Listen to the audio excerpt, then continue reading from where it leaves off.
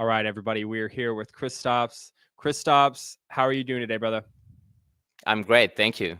Awesome. Love to hear it. So, for the audience who might not know who you are the co-owner and COO of Power Mining. Um, that's a big role, big shoes to fill. So, Kristaps, I want to start this episode off the same way I start every episode off, is just like learning a little bit more about our guest. Who is Kristaps, and how did you stumble upon the big wide world of Bitcoin? Okay, I will tell the longer story here. Do it. So it all starts with some interest in. So basically, either some of us, either you're a software or a hardware guy. I'm a hardware guy. So basically, it started all back in teenage years when I was like trying to overclock processors like competitively. So there's like a thing when you can take a processor, you can try to get as much gigahertz as you can, and then you sort of submit it on specific forums. So that was basically the first hobby of mine in IT space. So I took it quite seriously, and then I discovered quite early on. I discovered Bitcoin in some overclocking forums. So basically, people are sharing like their graphics card stories, and someone is saying, "Oh, you can mine Bitcoin with it," and I'm like, this sounds interesting. So basically, that's when I first read about Bitcoin, and few years passed by, and I finally tried mining Litecoin with it because it was not anymore possible to mine with a graphics card. You could not mine Bitcoin anymore. So that's how it started for me. That was in 2015, and then basically started with the Litecoin actually, and then I switched towards actually the Bitcoin story. I bought some Bitcoin very early on, and in 2017-16 I was running some GPU mining rigs, and then in 2017 I started to actually have my own customers. So there was a niche in Latvia. I come from Latvia. It's a small country in Europe. So I found that some people on Facebook Marketplace, they were looking how to set up Bitcoin miners. I'm like, oh, that's quite simple thing to do. And it turned out to small business for me. So I had my clients, like they had 10 or 20 miners or so.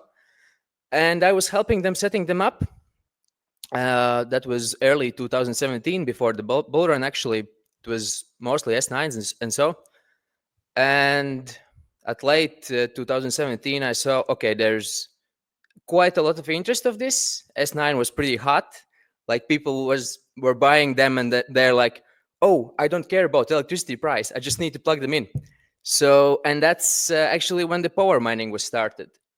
So all started with the S9s in the basement, and so I joined very recently after the founding team, Mhm. brought up the first containers, and that's how the power mining story began.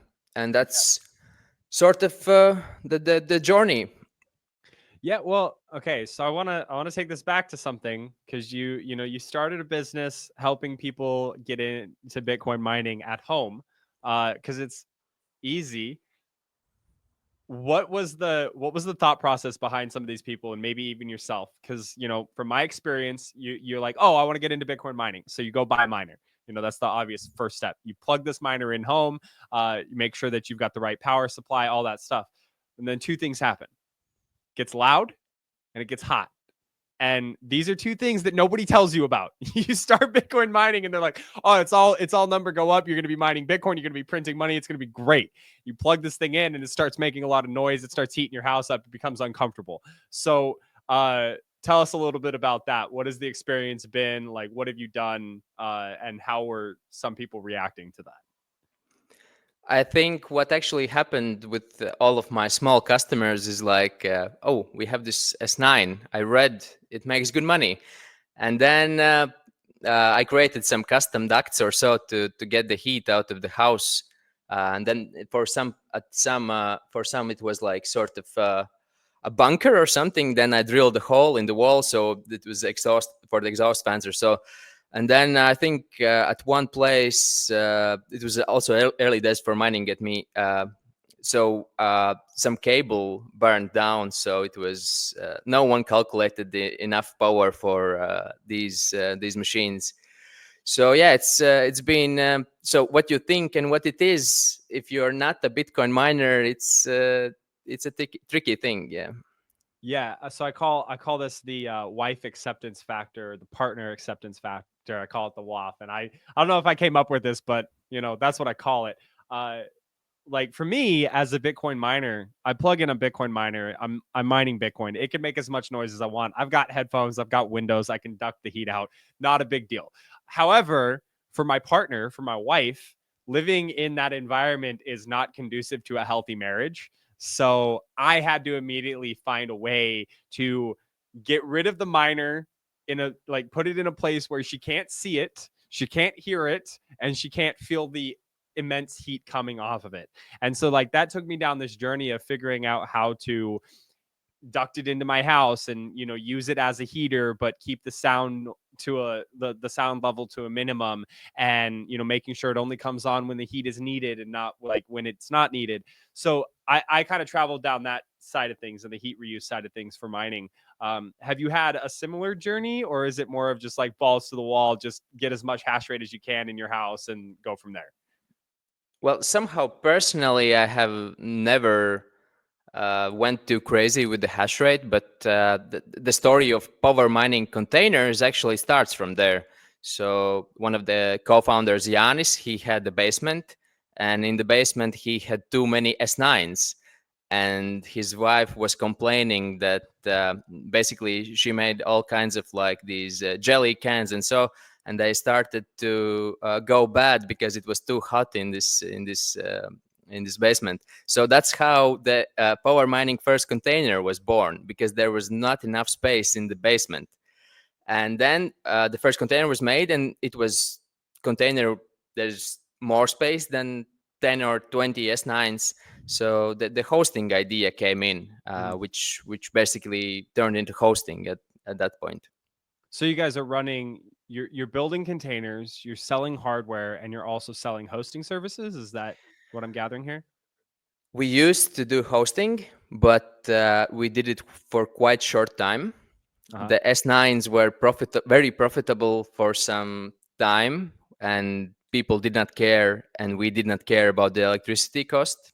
So for reference, the electricity cost here is 12, 13 euro cents per kilowatt hour. And the hosting did good until the Bitcoin was in the first 2017 bull run. It was like 20, 15, 10.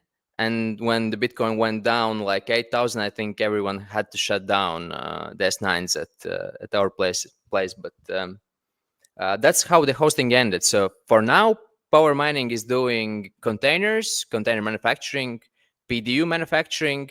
So that's sort of industrial mining infrastructure. Hmm. And then since last year, we are doing home mining, which is Bitaxe, NerdQX, all sorts of home miners. Yeah. So I wanna bring up some of that, the bit axes and the small home miners in a little bit. I think we'll focus on industrial mining right now. As container manufacturers, you probably are very acutely aware of hardware changes. The actual mining infrastructure changes over time, the form factor. So what are you guys doing at Power Mining when you're building out your containers? How are you trying to think forward, 5, 10, 12 years, multiple cycles basically, when it comes to the form factor of these machines changing? Like, are you doing something specific, or are you just slapping containers together and trying to get them out there? Yeah, it's a thing we started to think only when the S15 came out. Mhm. So we S9 was there, and S15 came out, and we're like, what kind of machine is this? It's like twice the size, twice the fans. What should we do? But now it's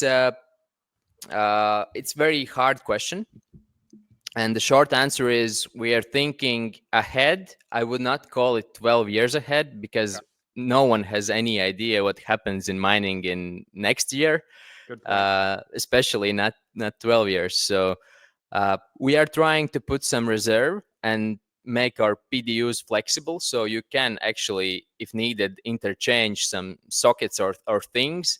But like in the mining, you sort of cannot put like abnormal reserve for like breakers or something, because like if you put very big reserves, probably the price goes up, Hmm. and price goes up is not a good thing for Bitcoiners, because this business is pretty tough.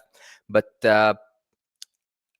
I am looking forward. Actually, we need a standard how to standardize the miners, and preferably hot swap the boards, and That's then trying that to take would in this be, direction. yeah, it's gone. Yeah. So I take it you've heard of the proto rig. Yeah, sure. I guess we connected on the question at start. So that would be very, very good for minor manufacturers. If there is a standard how to actually, you design it for the large box, and what happens in the box, you care less about that would be the perfect thing for minor container manufacturer.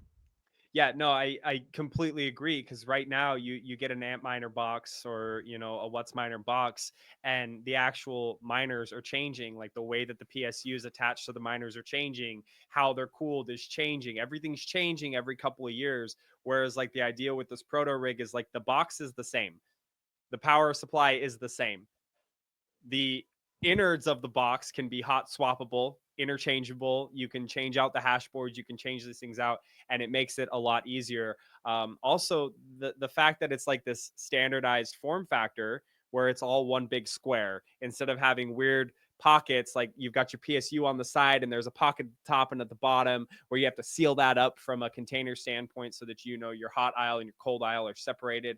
Like that's an important factor.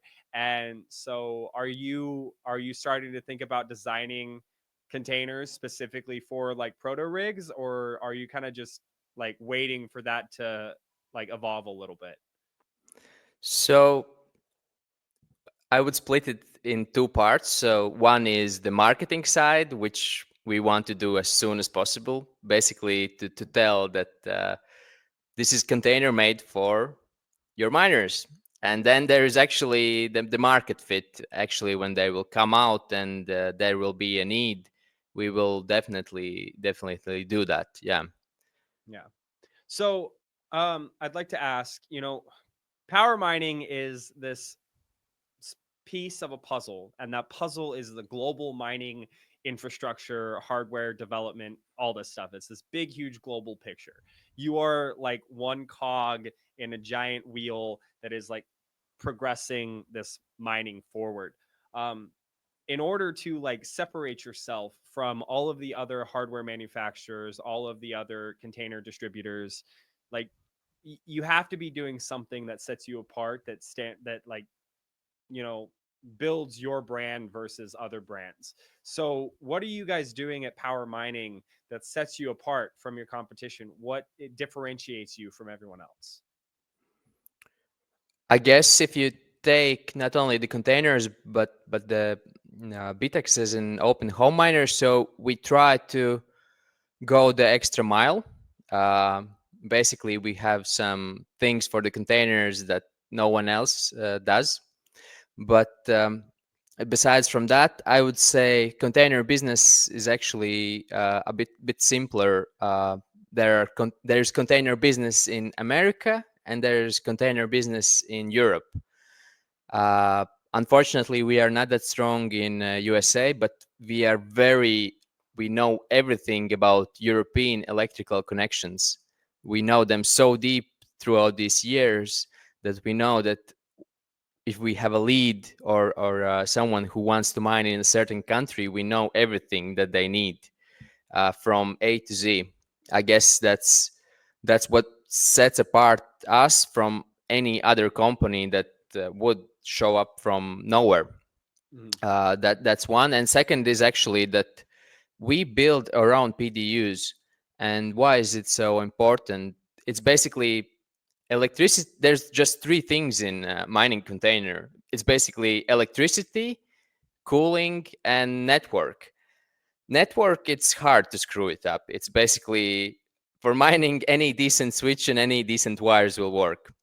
The cooling is complex, but still it's quite simple. So in you're using fans, filters, and so.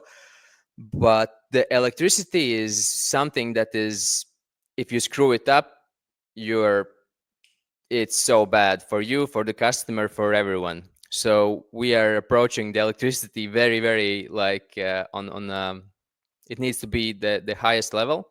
Mhm. So we could not find PDUs from China that would actually pass European standards. So we started to make our own, and I guess that's the core thing that would most of other container manufacturers don't make their actually own PDUs. Mhm. Now, are you standardizing your PDUs for like a specific machine, or are you making it for like a wide variety of machines?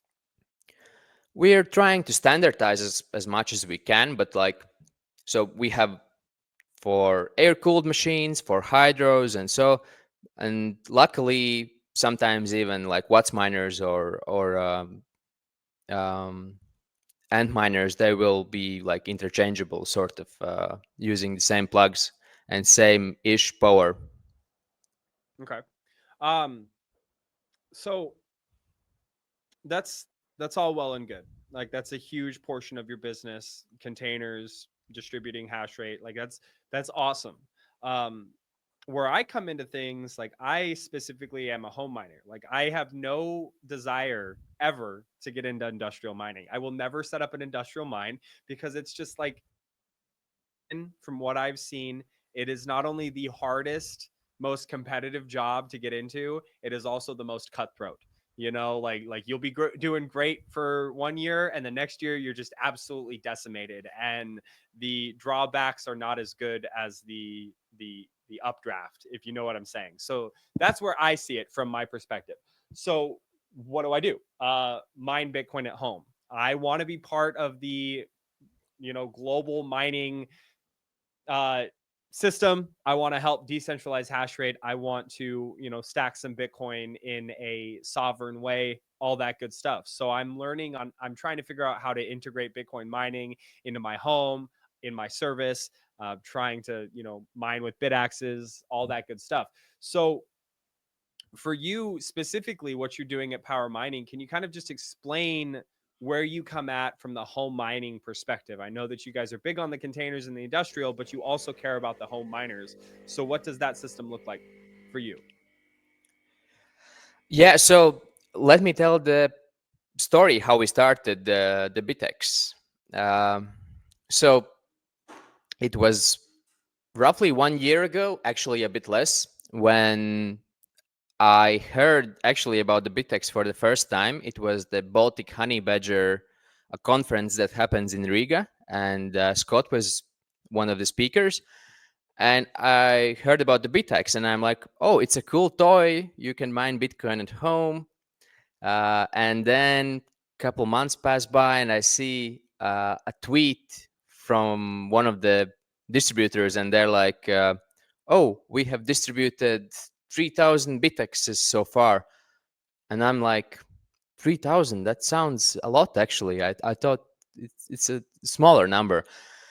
And then, as we actually are manufacturing PCBs for our PDUs, I'm like, okay, let's make some. They will be really cool gifts for our container customers, because with each of these containers, which is like a valuable thing to buy, we are like trying to give these customers a cool gifts. And so, and we make these bitexes. We messed up one thing in the first proto batch, and they do not work. It was the Bitex Gamma, and then of course we had to desolder the chips from these boards, and so because the chips are not available, and we repaired the initial proto Bitexes and make actually 100 of them, and they get sold out. And I made a web shop like overnight, and they got sold out in like couple of days or so. And I'm like, okay, let's make more. and then we made some more, and I was vibing in the Discord of Open Source Miners United community. I really like felt being at home there. And then yeah, I guess it went from there. We really saw that there is a business, basically, which means for us that we can allocate our resources to it, and then we started to distribute them, sell them in our own shop now in Amazon, and make more of them. Like we have made over 10,000 Bitaxe gammas, I think, so far, and multiple thousand of the NerdQX, and we have some other miners coming in. Uh, this is the story, I guess, how we started, and it's been like 10 months so far. Mhm. Yeah, I think it's awesome. The fact that we have multiple people distributing Bitaxes, all around the world is important. The Bitaxe, like some people who are uninitiated, they look at it like doesn't make sense. It's not consuming anything. Like the likelihood of getting a block is zero. If you mine to a pool, you're collecting like pennies a day. It's like I get that. But from my perspective, the Bitaxe is this incredible tool for onboarding people into the Bitcoin ecosystem because a Bitcoin miner fundamentally it's the same thing. Whether it's a 5,000 watt S21 or a 50 watt Bitaxe, doesn't matter. It's got the chips, it has a cooling solution, it's got network connectivity, and it's got a power supply. Like those are the four components that it has. And the form factor changes, the size changes, like the power consumption changes, and the output changes, but that core standardized model stays the same. And so what I love about the Bitaxe is that like it's this easy way for people to get into mining without uploading or upfront like huge investment into mining, having to figure out how to plug these miners in because most people are like, "Oh, I want to get into Bitcoin mining." And then they go and buy an S21 and they're like, "Well, I don't have the power resources to actually plug this S21 in and consume 5,000 watts 24/7." So the Bitaxe is great because then they can realize, oh, it consumes power. Oh, this is where that power comes from. They're like network connectivity, all that stuff. And it's a great educational avenue into Bitcoin. And so for me, when I think about like onboarding people into Bitcoin, when I think about like the global market for Bitcoiners, if that's a great way of putting it or not, I don't know. Um, how do we get them to understand what Bitcoin is? How do we get them to invest and put their time into Bitcoin? Well, I think the best way is to put something in front of them, give them a Bitaxe and say, hey, this thing is mining Bitcoin. That Bitcoin is, part of the global decentralized hash rate war, whatever you want to, however you want to frame it. You can get someone onboarded that way, and then it piques their interest and it starts to circle down that proverbial rabbit hole of like how Bitcoin works from a fundamental perspective. Do you have any thoughts on this? So for now, actually, I see that people get a Bitaxe when they know something about Bitcoin, but I'm quite happy to see like customer support requests. How do I make a Bitcoin wallet? And it's a pretty other common thing is what is an SSID if you need to set up the Wi-Fi. But I see that actually people who know very little about Bitcoin and even computers are getting a Bitaxe, which is maybe for some even not learning about Bitcoin, but learning about like Wi-Fi network or something. Like if you get a Bitaxe, you learn quite a lot of new things.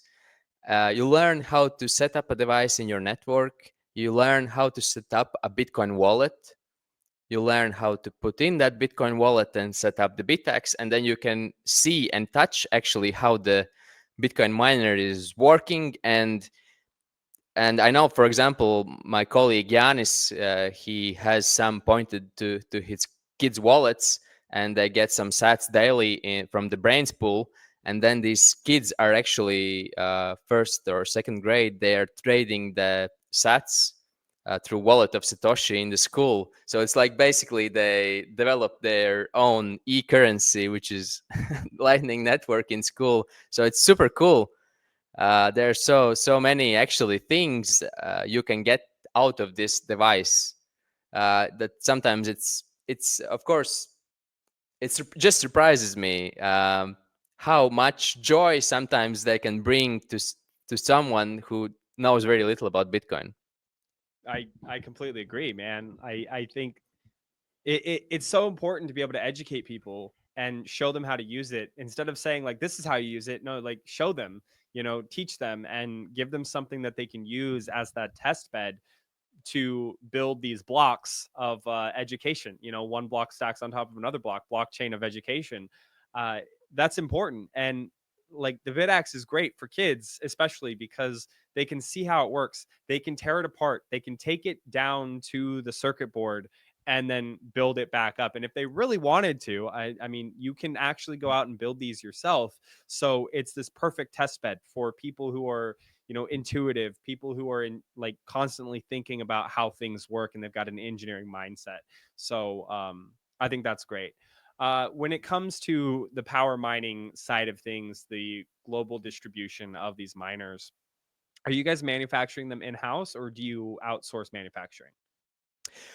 So it's not so straightforward, maybe, but like PCB manufacturing is outsourced. It's Okay. contract manufacturing, but we are doing it actually here in Latvia. So it's not coming from China, which is very important.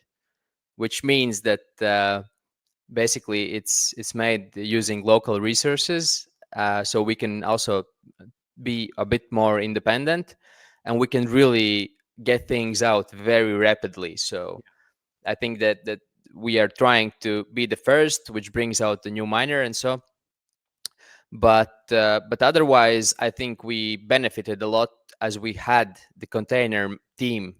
We had existing company when we saw, okay, there's the need and potential. We could allocate a lot of resources from the manufacturing, packing, assembly.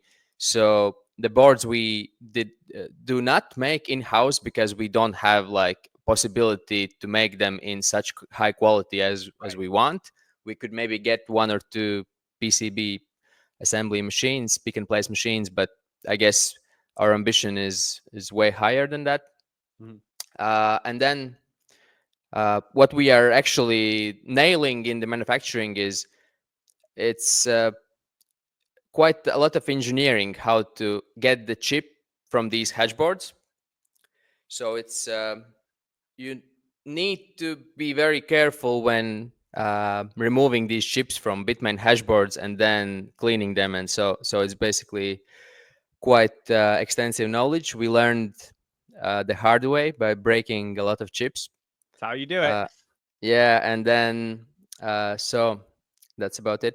Yeah, so I mean that makes a lot of sense. As the Bitaxe movement is growing, the race is on right now to get rolled chips because right now there's a lot of time being wasted desoldering these S21 boards, S19 boards, and like building Bitaxes out of it. So, are you guys also looking forward to like rolled chips from Block or from Intuit so that you can build out different Bitaxes with the same software but different hardware? I guess first thing we are actually seeing with the Bitmain chips, they start to be available in the market. I don't know how because Bitmain will not sell them, but there's this gray market or something like that happening, and these chips are like approaching the market, which is which is good and bad. It's maybe good for us in short term, but like it's bad for if the manufacturer is not selling the chips, it's not really good. So that's one. But basically, we are trying to get out of this soldering thing. It's awful for Yeah, business and I've heard. awful for customers because customers, unfortunately, they have to pay extra. Yeah. First, because we have to pay extra for getting the chips because they come in a miner, and then actually we need to spend quite a bit of resources and money to desolder them. Surprisingly big proportion of the miner value. So what happens is when there are more affordable chips, there is more affordable Bitaxe or other miners. And what I think benefits in the long run is we need to get these miners cheaper for the masses. We need to we need people to find blocks when people see that the Bitex or other open source miner, it's relatively cheap and it actually hits the blocks, then we can speak about like actually distributing hundreds of thousands, millions, tens of millions of these small home miners to the masses. And I definitely believe that's possible because if you like, let's see, Raspberry Pi has like 60 million devices distributed worldwide. I think there is definitely potential for some kind of miner that you can use at home to match Raspberry Pi's amount. It's maybe not 60 million, but few tens of millions. I really believe if the numbers are matching, if marketing, if everyone actually uh, pushes for these open source miners to be marketed, like we could see them in Formula One maybe one day, and so on and so on. So it needs to be sort of like package which maybe does not scare everyone off because Bitex is not for everyone. Right. Maybe some miner with a closed case, decent price, good marketing, and then I think the open source and home mining industry, it can get very big. No, I 100% agree with that. I mean, not everybody wants to see the circuit board. Not everybody wants, to have to connect with their phone. So things like the Bitaxe Touch make a great gift for people who are uninitiated because they can just do it all on the Bitaxe itself. They don't ever see the circuitry behind it. They plug it into the wall, connect it to the Wi-Fi, and they're off to the races. Me personally, I like the way the Bitaxe looks. I like the circuit boards. I like the colored boards, all kinds of stuff. So there's definitely different strokes for different folks. Everybody kind of like comes at it in a different way. But nonetheless, finding different products for different people is kind of like your role as a hardware manufacturer. Trying to leave those options open for everyone else is super important. Now, what I want to do is I want to kind of show the audience the Bitaxe that you guys sent me because I think this is really cool. The Bitaxe is the same. If you've seen one Bitaxe, you've pretty much seen all Bitaxes. But this thing is absolutely sick. And you got a bunch on the table back there. But what I want to highlight is the fact that this thing is in this case and it's bolted in. It's not going anywhere. Like I could throw this thing across the wall or the room and it's not coming out of this case. And that's one thing that I really really love about it. But the other thing that I really loved about what you guys did with the shipping and the product packaging is like I open it up, it's in this beautiful box, you pull it out and the Bitaxe and the power supply are in these custom molds. They're not going anywhere. So from a shipping standpoint, like that's awesome. I know my product's going to be coming home to me safe. It's not getting destroyed. It's not getting beat up. But like when you open it, it like honestly, Kristaps, it felt like opening an Apple product. Speaking about Apple product, like you want to see our latest box? Yes. It's So this Apple feeling, slow and steady, like it's the slower the better, they say, for these boxes. So yeah, we think that the experience is important, and the Chinese Bitex, it will be cheaper, but when you open the box and when you see the components they use, you see that they only care about like it works, but I think what gives you the feeling about the product and experience is nice box, stickers, nice packaging, and when the product is working, it needs to be like working, placed together with quality passive components and so on. So thank you for your feedback. Yeah, well, thank you for sending me one of these things. Like this is like I've got a bunch of Bitaxes and I've got a couple of different ones, but this is like one of my favorites just because of the way that it looks. The stand that it's in, I love it. I think that it's great. I know that if I upgrade the heat sink on this thing and put a beefy heat sink on it, it's not falling over. It's in that stand. It's not going anywhere. So that's something that I really enjoyed about that process. And like to your point about quality and packaging and like the experience, like it it matters. You know what I mean? Customer service matters. Being able to call your manufacturer, the supplier of your product, and saying, "Hey, like I have a problem. I don't know how to work through this," and having somebody talk you and walk you through it it matters. So all these little things like add up to a profitable, productive, successful business when you are the one trying to manufacture and distribute those products. So I think you're doing a great job there. So one thing that my audience is really you know honed in on, something that I talk a lot about, is the open source nature of something like the Bitaxe. Open source is this great way for software, hardware to be developed in an ecosystem and not an echo chamber. So when it comes to open source development, what role is power mining playing in that? So regarding the development in early stages, we were very grateful that we had the possibility to take a product and to manufacture it. And at this stage, basically what we are doing is we are slowly adding our resources to the open source projects. For example, for Bitaxe and other ones, if there are issues, power mining are fixing them. So that's the first thing. So we and our customers for these products don't have issues, and other manufacturers also will not have these issues with these products. So that's the first thing, which is basically we are doing as power mining.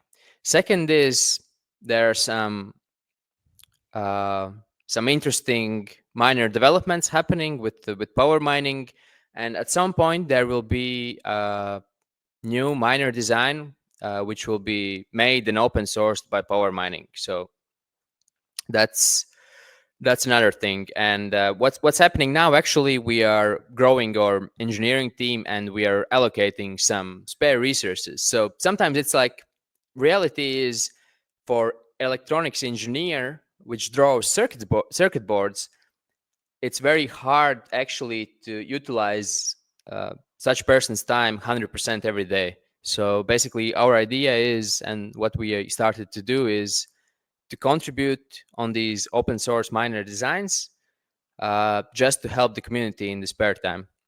It's going slowly for us, but we are starting it basically since the last month, and we are trying to ramp it up. Okay. But what it means to us, just the open source things and design, if it would not be open source, we could we could not be able to make these devices that a lot of people are happy about. If it would not be open source, then a lot of people could not build them at home. If it would not be open source, then a lot of people could not add their ideas to the existing things to make them better. So I think very early on we were like, what if we would have made like a mediocre miner which no one cared about, and when there was like in comparison to Bitaxe. So I think these open source things, they attract very powerful community. Yeah. Well, I mean, there's that saying in Bitcoin, uh, don't trust, verify. And I think open source inherently has those features of, you can take code, open source code, and you can read it, you can change it, you can adapt it, you can adopt it. And you don't have to trust, anyone. You can actually go in and verify it for yourself. When it comes to hardware, like if I take my Bitaxe and I take my Canon Avalon mini miner and I go in and try to read the code, the Bitaxe is inherently easy to go through and read the code, whereas the Canon is not easy. Like you have to brick it, you have to do certain things to make it to where you can read the code, and even then, like there's some weird things that are happening on the back end that you're like, I don't know about that. Whereas with Bitaxe, it's like you can see everything from the very beginning. You can go through and verify the source code. You can see like no one's backdooring into your device or what have you. And I think that that is a super important aspect to Bitcoin and Bitcoin mining hardware, being able to verify where, how, and what is going on in the background. So like that's super important. From the contribution side, are you guys like contributing to OSMU from like a financial aspect? Are you donating to open source projects? Like how are you contributing in that way? Yes, basically what happens is uh, every other or each month we allocate a certain amount that we can allocate to OSMU mainly, which will probably will see how it merges with SAJ 256 or so, but we will keep doing it, and I guess that's we want to we are grateful for designs that we could use as manufacturer to kickstart our mining operations, basically. And we want sometimes what we do is we take some people who are trying to build Bitexes online and just send them chips, or we see that someone bricked their Bitex or burned their Bitex by using 12 volts, and we send them a new Bitex. And there are some people who are educating about how to make Bitex at home. And yeah, basically we approach them and we're like, oh, hey, do you need any parts? Which is like basically trying to support people in the best way we could, sometimes directly as well. Yeah, no, that's incredible. Actually, I haven't heard of many people doing that. I think that this is actually a great initiative, is getting hardware in the hands of people who want to build. I think that's super important. So, kudos to you and what you guys are doing over there. Um, I know that you said that you're mainly in the European market, but obviously the global hash rate war is happening globally. So, what strategies are you guys trying to employ to help, you know, get into American markets, the Canadian market, North America in general, and like just around the world? I guess for the containers, we are mostly in European market, but for the Bitex, we are totally worldwide. And I guess about the American market, so we have distributors in USA. We do Amazon in USA.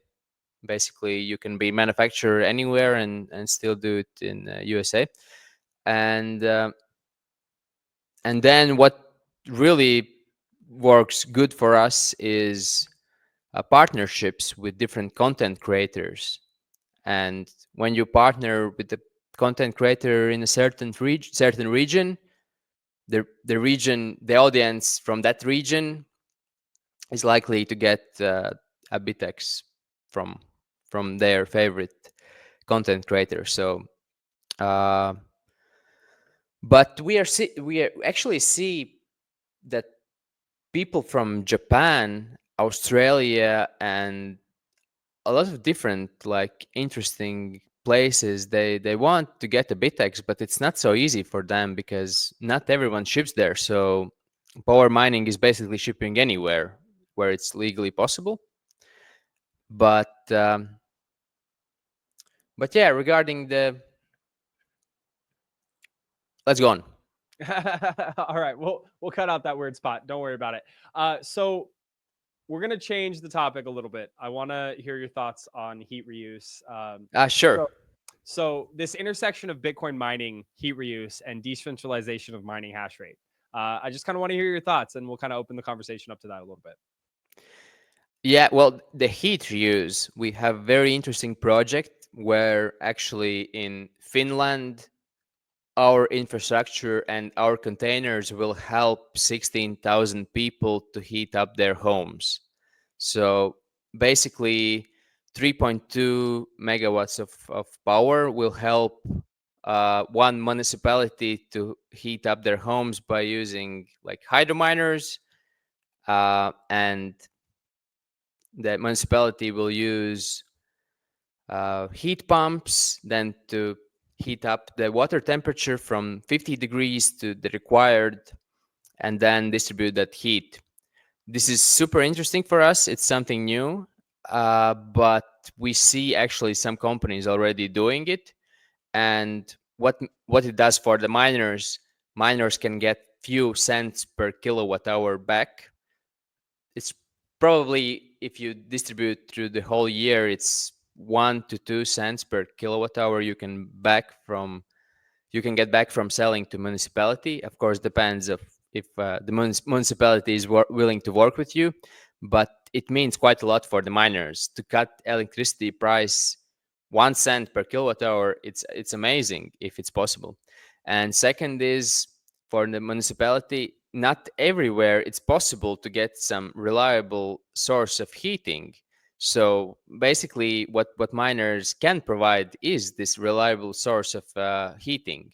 Otherwise, you need to, for example, provide all the heat just using a heat pump, which is complete waste. It's like doing nothing. Bitcoin mining is providing money. It's like making coins. It's and providing heat.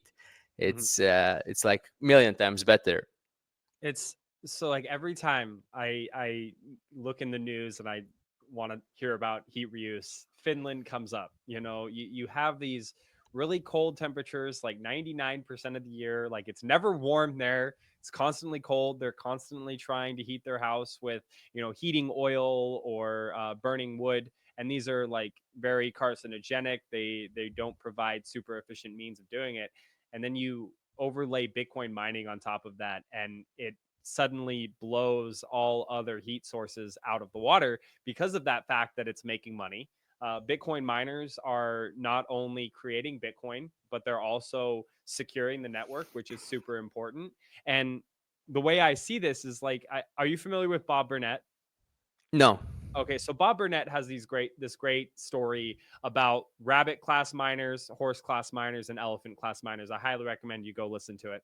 But the idea is, just to sum it up super easily, is like elephant class miners are these giant, huge industrial mining farms. You've got multiple gigawatts in one location.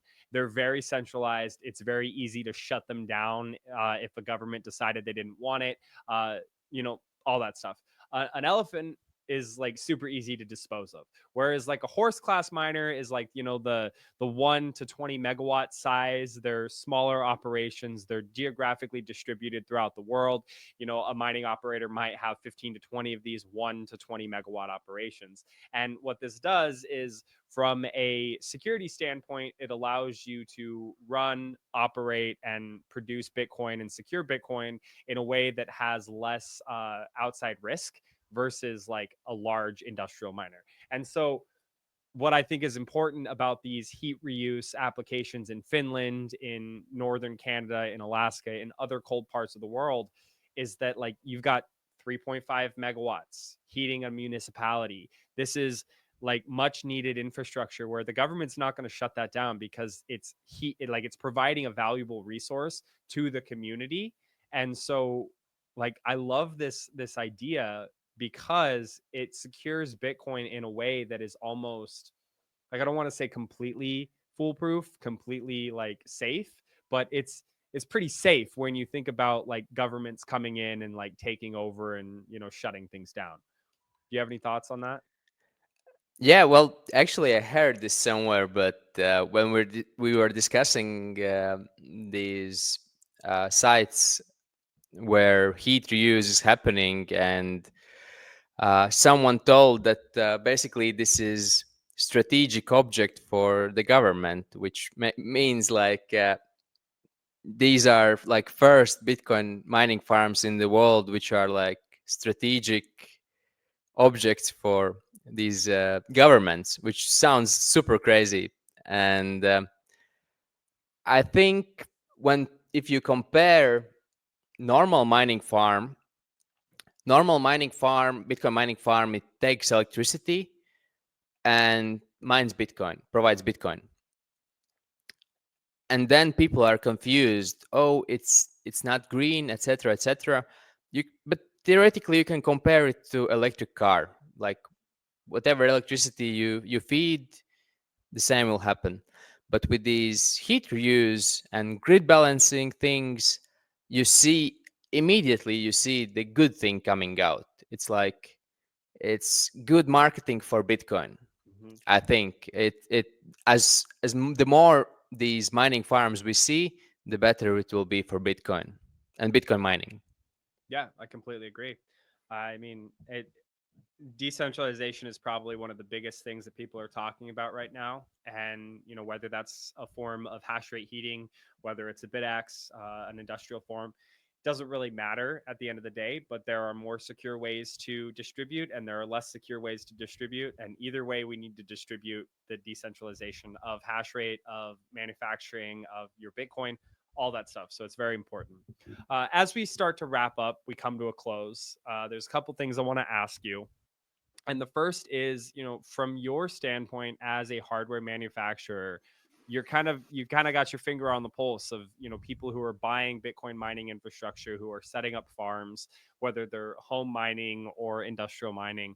So I'm curious to get your opinions and your thoughts on how many people you think that we could genuinely onboard into Bitcoin through Bitcoin mining worldwide. I think in pessimistically in millions over the next few years. I think we need a few blocks for it to really kick off, and then we need block a day to get the number in like millions. Mhm. And what it means, so for now, if you get one Bitaxe gamma, so if you mine, there's 1 to 16,000 chance that you will mine a block in a year. If there are 16,000 Bitexes, basically one should mine a block per year.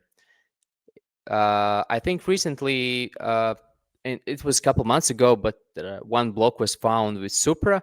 But anyhow, there should be 50,000 Bitexes in existence, more or less. That means the number should be like 3 to 4 blocks per year.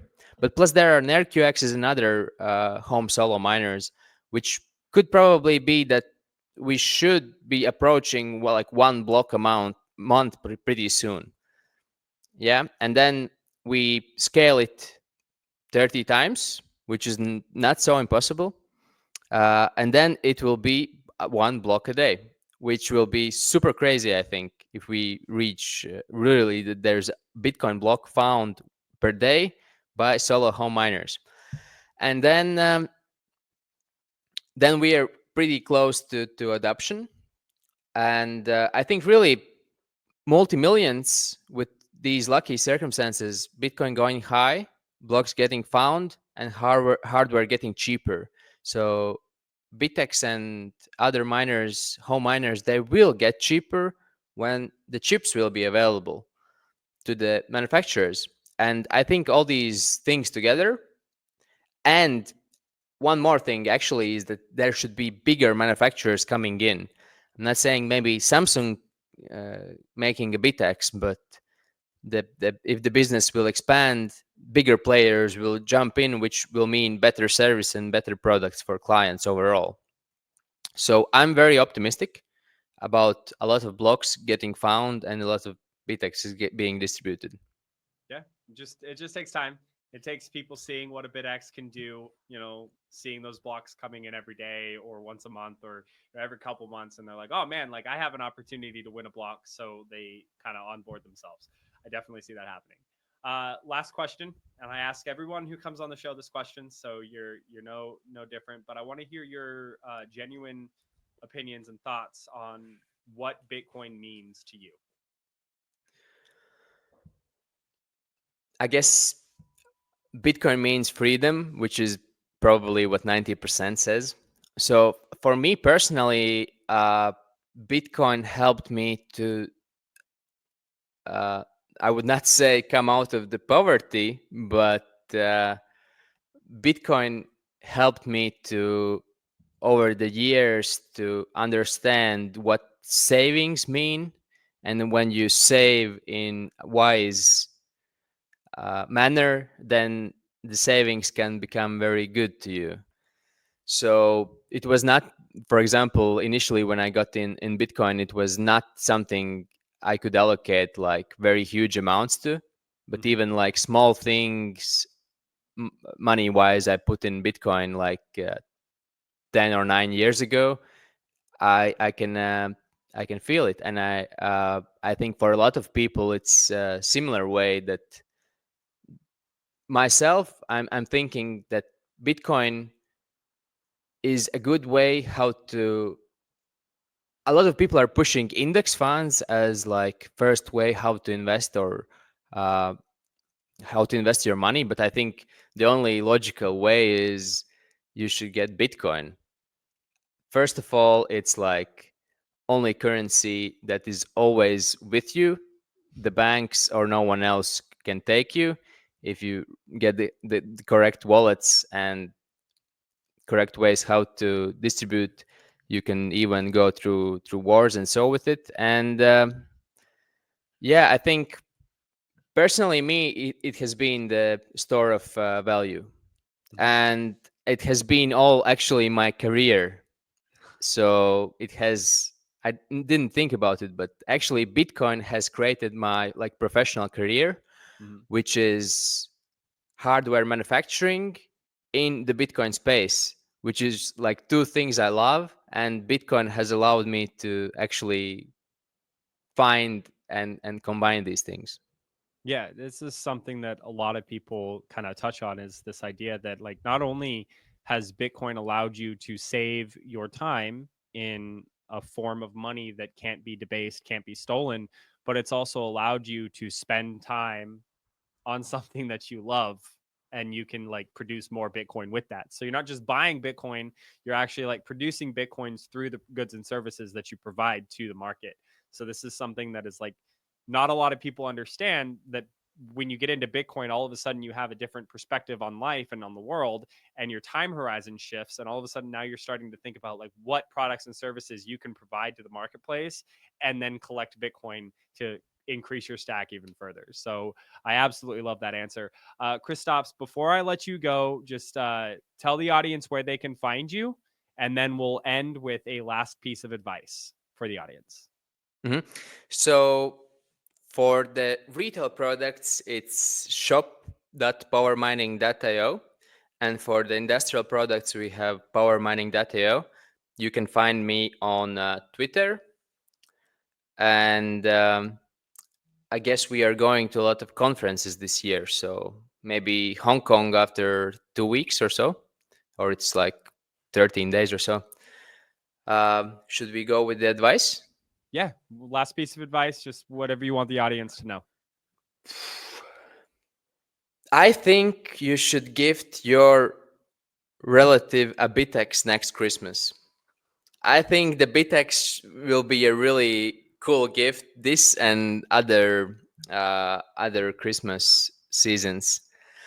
I am definitely getting a Bitaxe for my parents this year, and I will actually show my father how to use a Bitaxe. And it's a good way how to actually learn something new. Uh, and the goal is, of course, to make it affordable.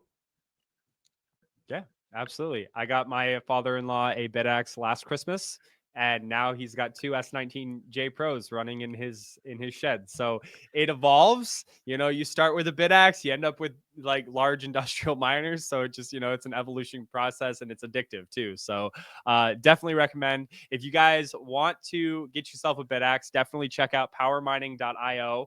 They've got some sick bit axes. The cases are incredible. They've really paid attention to product quality and shipping standards. Like it's a beautiful process. So, Kristaps, I really appreciate you taking the time to join me today on the show. Um, yeah, I guess that this is the end. This is the end of the show. So I appreciate you taking the time today, man. Thank you. It was fun.